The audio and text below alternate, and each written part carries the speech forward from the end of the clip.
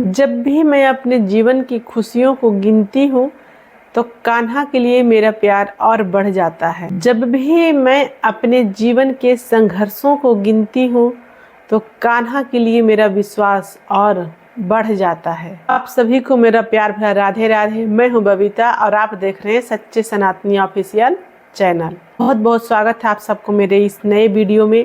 आज हम इस वीडियो में चर्चा करेंगे भगवान कृष्ण से सीखने वाली 5 बातें जो महत्वपूर्ण है। सबसे पहला कि जीवन में कर्मों का फल सबको भोगना ही पड़ता है।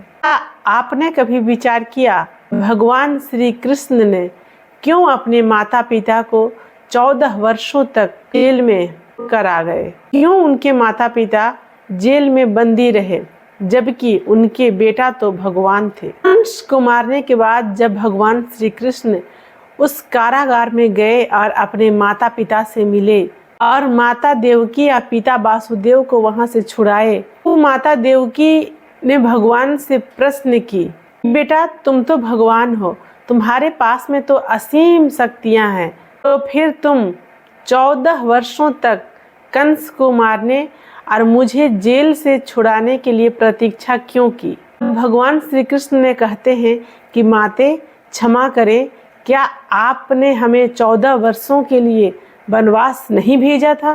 तो इतना सुनकर माता देवकी आश्चर्यचकित हो गई और बोली कि बेटा ये कैसे संभव है? भगवान श्री कृष्ण ने पिछले जन्म का याद दिलाए और बताए कि आप पिछले जन्मों में मेरी माता कैकेयी थी और आप मुझे 14 वर्षों के लिए वनवास भेजा था और आपके पति राजा दशरथ थे और आप हमें 14 वर्षों के लिए वनवास भेजे थे। तो माता देवकी ने और आश्चर्य से पूछे कि फिर महारानी कौशल्या कहाँ है? वो कौन थी? भगवान श्री कृष्ण ने कहे कि वही तो इस जन्म में कौशल्या जो माता थी वो माता यशोदा है। 14 साल तक जिनको पिछले जन्म में अपने बेटा को प्यार उन्हें इस जन्म में मिला है। हर प्राणी को इस मृत्यु लोक में अपने कर्मों का फल भोगना ही पड़ता है। इस बात को याद रखिएगा। दूसरी बड़ी बात यह है कि हमें याद रखनी चाहिए कि प्रभु वो करते हैं जो हम नहीं कर सकते। दुर्योधन सभी पांडवों को मार देना चाहता था।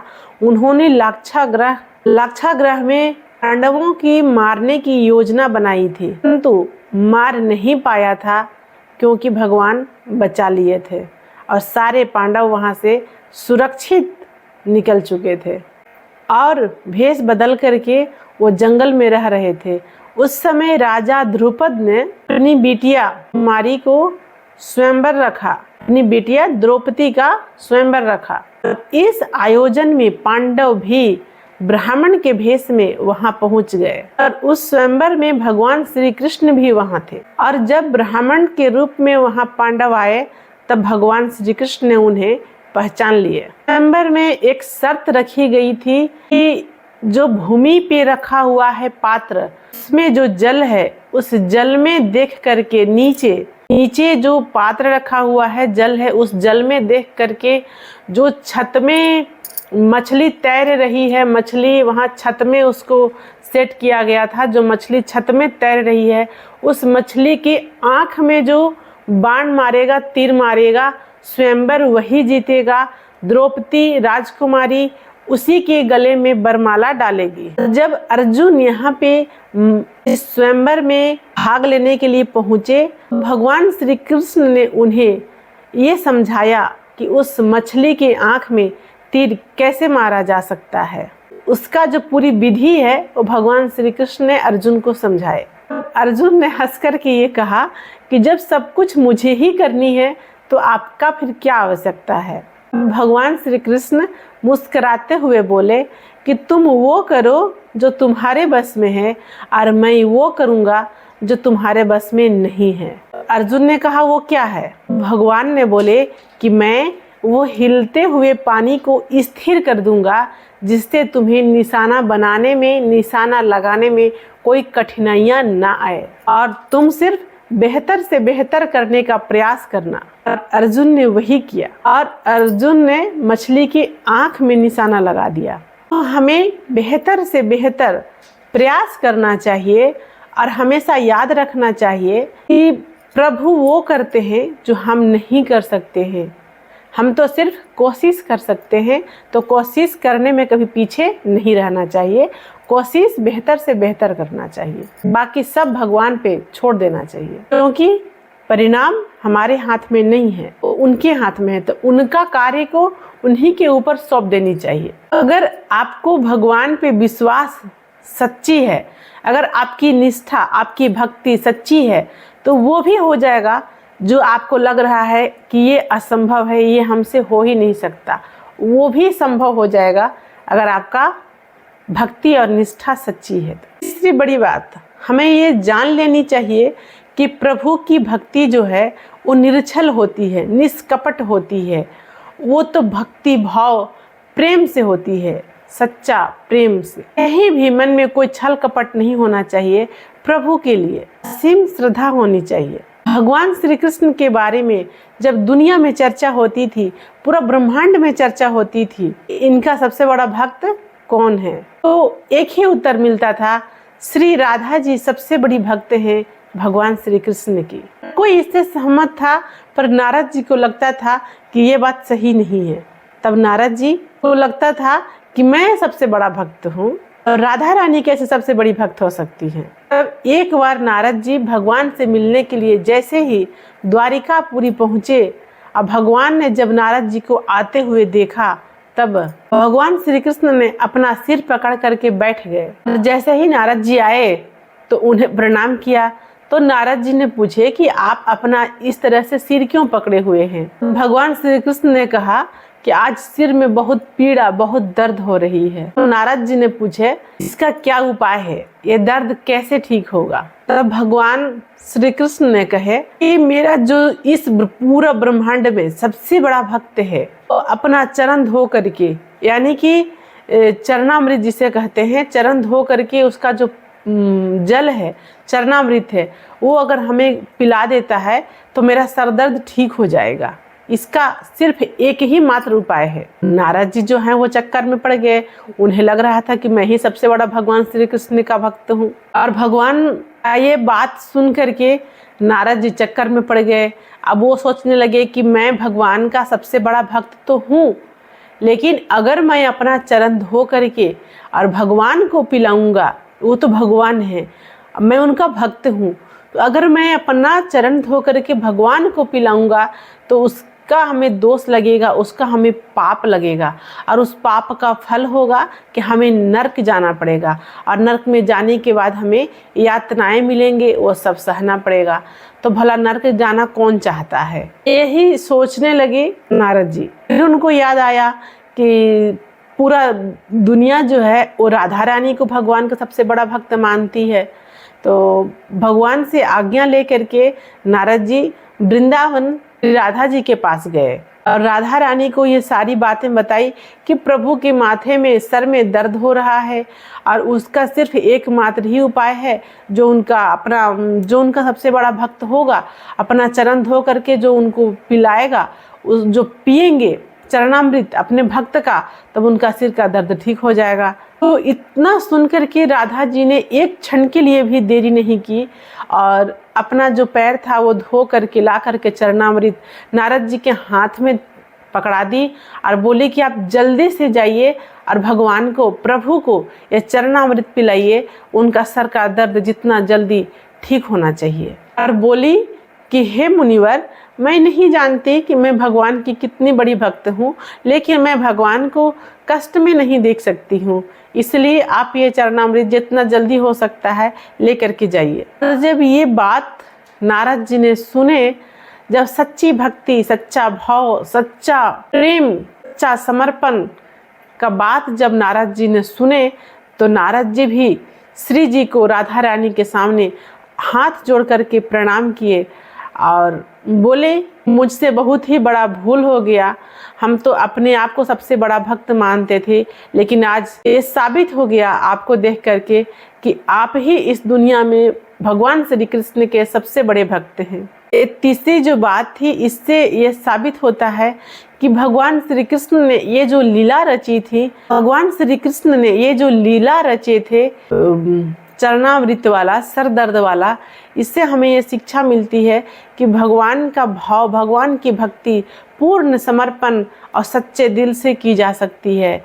अगर मन में कुछ भी हो, छल कपट, नियम, ये वो, तो फिर भगवान का वो सच्चा भक्त नहीं हो सकता है। चौथी बड़ी शिक्षा हमें जो भगवान की लीलाएं से मिलती है वो है रण छोड़ लीला। रण छोड़ लीला, जब भगवान श्री कृष्ण ने रण छोड़ दिया था एक बार, उससे हमें ये सीख मिलती है कि जीवन में कभी भी अनावश्यक हमें अपना बल का प्रदर्शन नहीं करना चाहिए। भगवान श्री कृष्ण चाहते तो सब कुछ कर सकते थे, उनके लिए भला क्या ही असंभव है, लेकिन उनको वहाँ पे लगा कि हाँ, मेरा अपना शक्ति का प्रदर्शन करने का कोई आवश्यकता नहीं है, तो वहाँ से वो निकल दिए।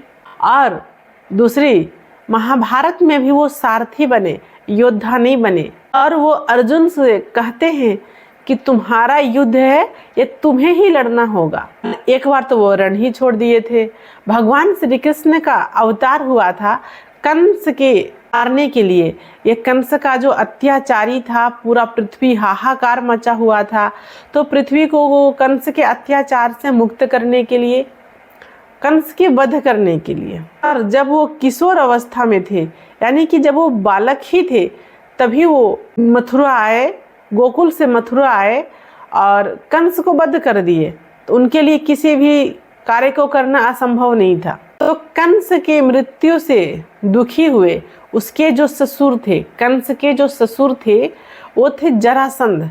तो जरासंध को दुख हुआ अपने दामाद के मृत्यु से, तो उन्होंने एक बड़ी सेना लेकर के भगवान श्री कृष्ण पे, मथुरा पे आक्रमण कर दिया। और जरासंध जब आया तो उसके साथ में शिशुपाल और कालियावन जैसे शक्तिशाली राजा थे, वो सब आ गए। तो जैसे ही इन्हें मालूम चला भगवान श्री कृष्ण को और इनके बड़े भैया बलदेव को, तो इस युद्ध को रोकने के लिए और वहाँ की जो निर्दोष प्रजा थे उन सब के जान को बचाने के लिए प्रभु ने एक लीला रचे। और रातों रात वहाँ की जो नागरिक थे उनको एक नई दिशा, नई नगरी समुद्र के जो बीच में था, हाँ, द्वारिका प्रकट किए। और रातों रात उन लोगों को लगा कि मैं सोया हूँ, सोया ही हूँ, और सोए सोए उन लोगों को द्वारिका तक पहुँचा दिए, नया नगर बनवा दिए और उसमें सबको बसा दिए। अगले दिन जैसे ही सुबह हुई, युद्ध प्रारंभ हुआ। वो जरासंध जो कंस के ससुर था वो आया और ये दोनों भाइयों को मारने के लिए जब वो शस्त्र उठाया, अब ये दोनों भाई वहां से रण छोड़ करके भाग गए, जिससे इनका नाम रण छोड़ भी पड़ा। और उनके पीछे जरासंध और कालियावन जो था वो पीछे दौड़ने लगा। और कालियावन जो था वो बड़ा ही एक दुष्ट राजा था और वो बड़ा निर्भय भी था, क्योंकि उसको देवताओं से ये वरदान मिला हुआ था कि उसको कोई अस्त्र से, शस्त्र से नहीं मार सकता है, उसकी मृत्यु साधारण सी नहीं हो सकती है। उसको तो ऐसा लग रहा था कि मैं ऐसा वरदान पा लिया हूँ तो मुझे तो कोई मार ही नहीं सकता, मैं तो फिर अमर हूँ। भगवान श्री कृष्ण वहाँ पे लीला करते हैं। कालियावन को गुफा में लाने के लिए वो अपना लीला गुफा की ओर ले जाते हैं। भगवान श्री कृष्ण गुफा में जाते हैं और उनका पीछा करते करते कालियावन भी उस गुफा में जा पहुँचता है। और उस गुफा में राजा मुचुकंद जो हैं वो सोए हुए थे और उनको इंद्रदेव ने ये वरदान दिया हुआ था कि जो भी इनको निद्रा अवस्था में उठाएगा, यानी जो भी इनको नींद से जगाएगा, तो जैसे भी जो भी इनको उठाने का प्रयास करेगा उठाएगा। और ये नींद से जब ये जागेंगे और जैसे ही इनकी दृष्टि उस पे जाएगा जो इनको जगाता है, तो वो इनका दृष्टि से ही उस पर नज़र जाते ही वो जलकर भस्म हो जाएगा, उसकी मृत्यु हो जाएगी। तो भगवान श्री कृष्ण ने वहाँ पे दूसरी लीला रची। जो मुचुकंद सोए थे, जहाँ मुचुकंद राजा वो सोए हुए थे, उनके ऊपर भगवान श्री कृष्ण ने अपना पीताम्बर डाल दिया। तो काल्यावन को लगा कि मुझसे डरते हुए छिप करके आकर के यहाँ पे श्री कृष्ण ने सोया हुआ है, सो गया है। तो उसने भगवान श्री कृष्ण समझ करके और चादर उठाया और मारने के नियत से जगाने का प्रयास किया।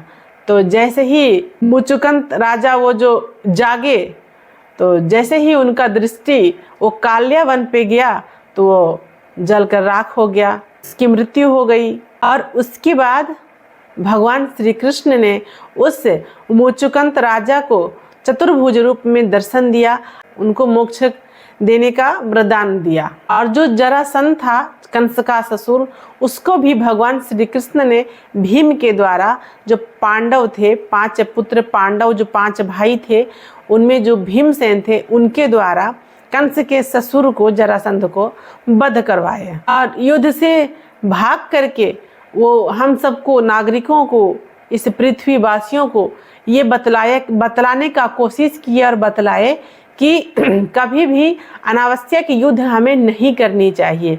अगर आसानी से किसी दुष्ट का मृत्यु हो जाता है तो उसको मारने के लिए निर्दोष प्रजा की मृत्यु हमें नहीं करनी चाहिए, यानी कि युद्ध से बचना चाहिए। 5वीं बातें जिससे हमें शिक्षा मिलती है कि मद से दूरी रहनी चाहिए, यानी अपने अंदर कभी भी अहंकार नहीं पालनी चाहिए। अहंकार से जितना ज़्यादा हो सके हमें दूर रहनी चाहिए। भगवान श्री कृष्ण की एक रानी जिनका नाम था सत्यभामा, और भगवान श्री कृष्ण एक बार उनके साथ सिंहासन पे विराजमान थे और उनके आसपास में ही गरुड़ जी थे, सुदर्शन चक्र था और बहुत तेज जो है वो दिखाई पड़ रहा था। तो बात ही बातों में सत्यभामा ने भगवान श्री कृष्ण से एक बातें की। बात ही बात में सत्यभामा जी ने एक बात पूछे कि हे प्रभु, जब आप त्रेता युग में राम अवतार लिए थे तो आपकी पत्नी सीता थी, वो सीता मुझसे भी अधिक सुंदर थी। भगवान समझ गए कि इनको घमंड हो चुका है, इनके अंदर सुंदरता का अभिमान आ चुका है। तो गरुड़ जी ने पूछा कि प्रभु, क्या कोई मुझसे भी तेज उड़ सकता है? इतना सुनकर के सुदर्शन चक्र भी चुप नहीं रहा और उसने भी बोला कि इतने युद्धों में मैं आपको जीत दिलवाया हूँ, हर बार आप जीतते हैं हर युद्ध में, तो क्या मुझसे भी ज़्यादा ताकतवर कोई अस्त्र शस्त्र हो सकता है भला? भगवान श्री कृष्ण ने सोचे कि ये तीनों जो मेरे अभी करीब हैं, ये तीनों को अहंकार हो चुका है और ये तीनों को अहंकार दूर करना ही मेरा परम कर्तव्य है। तो भगवान ने कहा कि आप एक काम कीजिए, हनुमान जी के पास जाइए और उनसे जाकर के बोलिए कि उनके जो प्रभु हैं भगवान श्री रामचंद्र जी और माता सीता, वो उनसे मिलना चाहते हैं। उसके बाद सत्यभामा जो उनकी रानी थी, उनसे कहा कि आप माता सीता के रूप में तैयार हो जाइए। और स्वयं उन्होंने प्रभु श्री राम का स्वरूप अवतार ले लिए और सुदर्शन चक्र को भगवान ने कहा कि आप जो मेरे द्वार है, मुख्य द्वार, वहाँ पे विराजमान हो जाइएगा, खड़ा हो जाइएगा और बिना मेरा आज्ञा के कोई भी उस द्वार से अंदर नहीं आ सके तो आप उसको वहीं पे रोके रखिएगा जब तक कि मैं आज्ञा ना दूँ। जब गरुड़ जी पहुँचे हनुमान जी के पास और वहाँ जाकर के उन्होंने कहा कि भगवान श्री राम और माता सीता और आपका प्रतीक्षा कर रहे हैं प्रभु। तब हनुमान जी ने कहा कि आप चलिए, मैं आता हूँ। तो गरुड़ जी को लगा कि ये तो वृद्ध हो गए हैं तो कहाँ ये आ पाएंगे, और वो भी मुझसे पहले। गरुड़ जी को लगा और फिर से बोले कि नहीं, आप को जाने में विलम्ब हो सकता है तो आप मेरे साथ ही चलिए, आपको जल्दी से मैं आराम से पहुंचा दूंगा, आपको कोई कष्ट नहीं होगी, कोई परेशानी नहीं होगी। तो हनुमान जी बोले कि नहीं नहीं, आप चलिए ना, हम आपसे पहले पहुंच जाएंगे। इतना सुन करके तो गरुड़ जी को आश्चर्य लगने लगा कि ये कैसे हो सकता है, ये कैसे संभव है। तो मुझसे तेज भला कोई दौड़ उड़ ही नहीं सकता है, मैं तो सबसे पहले पहुंचूंगा। ये सोचते हुए वो पहुंचने लगे और जब वहां पहुंचे तब उन्होंने देखा कि मुझसे पहले वहां हनुमान जी पहुंचे हुए हैं। तब उनको वहां पे, हनुमान जी को वहां पे पहले से देख करके अभिमान खत्म हो गया कि नहीं, ये मुझसे भी ज़्यादा तेज कोई चल सकता है। तो भगवान श्री राम ने पूछे कि तुम महल में प्रवेश कैसे कर सके? क्या द्वार पे खड़ा सुदर्शन चक्र ने तुम्हें रोका नहीं? हनुमान जी ने मुख में से सुदर्शन चक्र को निकाला और कहा कि ये मुझे अंदर आने समय रोक रहे थे, तब हम इन्हें अपने मुख में निगल गए और अंदर आ गए। तो ये सब देख करके सुदर्शन चक्र का भी जो घमंड था वो सब टूट गया। हनुमान जी ने एक बात कही कि प्रभु, आपने तो कहा था कि माता सीता के साथ में दर्शन दूंगा, दर्शन करूंगा माता सीता, तो वो माता सीता कहाँ है? और दूसरी बात कि माता सीता का जो स्थान है वहाँ पर अपने किसी दासी को क्यों बैठाल रखा है आपने? तो इससे दासी शब्द जब सुनी तो सत्यभामा जी का जो घमंड था सबसे अधिक सुंदर होने का, वो भी टूट गया। अब प्रभु ने रुक्मिणी जी को आदेश दिया कि रुक्मिणी जी आ जाएं सीता का रूप धारण करके। तो रुक्मिणी जी आती हैं प्रभु के आदेश पे सीता का स्वरूप में आ करके। सत्यभामा वहाँ से साइड होती हैं और सत्यभामा जी का जो जगह था वहाँ पे माता रुक्मिणी को सीता स्वरूप में देख करके हनुमान जी साष्टांग दंडवत प्रणाम करते हैं और माता के चरणों में प्रणाम करके, प्रभु के चरणों में प्रणाम करके अपने आप को धन्य महसूस करते हैं। ये सब देख करके सत्यभामा का भी घमंड टूट गया और उनको लगा कि नहीं, मैं उतना सुंदर नहीं हो सकती, सुंदर तो दीदी ही हैं, सुंदर तो रुक्मिणी जी ही हैं, सुंदर तो सीता जी ही हैं। असली में सीता जी जो हैं वो रुक्मिणी जी ही हैं। ये सब देख करके जब सब दुखी थे, सबके मन में थोड़ा दुख हो रहा था, घमंड टूटा था, तो प्रभु ने सबको फिर बतलाए कि ये सब हमारी लीला थी, ये आप सबके मन में घमंड हो गया था, आप सबको अभिमान हो गया था, वो अभिमान को नष्ट करने के लिए ये हमारी लीला थी, ऐसा सच्चाई में कुछ भी नहीं था। तो सबको ये लगा कि हाँ, हमारे अंदर भी इस चीज़ का अभिमान आ गया था। तो सबको ही भगवान के चरणों में दंडवत प्रणाम किए और अपने अपने कर्मों के माफ़ी मांगे और बोले कि प्रभु, अच्छा किया आपने जो हमारे अंदर से अहंकार को मिटा दिया, क्योंकि अहंकार से बुरी कोई और वस्तु नहीं होती। तो भगवान श्री कृष्ण के जीवन में ये 5 कथाएं हैं, 5 लीलाएं हैं जो हम सब मनुष्यों के लिए सीखने के योग्य है। हम सब अगर सीखते हैं तो अपने जीवन को और सरलता से जी सकते हैं, भगवान तक आसान से पहुंच सकते हैं। अगर आप सबको ये कथा अच्छी लगी तो इस चैनल को सब्सक्राइब कीजिएगा, लाइक ज़रूर कीजिएगा। कोई भी अगर मन में प्रश्न हो तो कमेंट में प्रश्न कीजिएगा। बाकी अगर हमसे कोई भूल चूक हो गई होगी, अगर कुछ हमसे बोलने में त्रुटियां हो गई होगी तो अपने घर के छोटे बच्चे समझकर माफ़ कर दीजिएगा। आप सबको मेरा प्यार भरा राधे राधे, जय श्री राधे।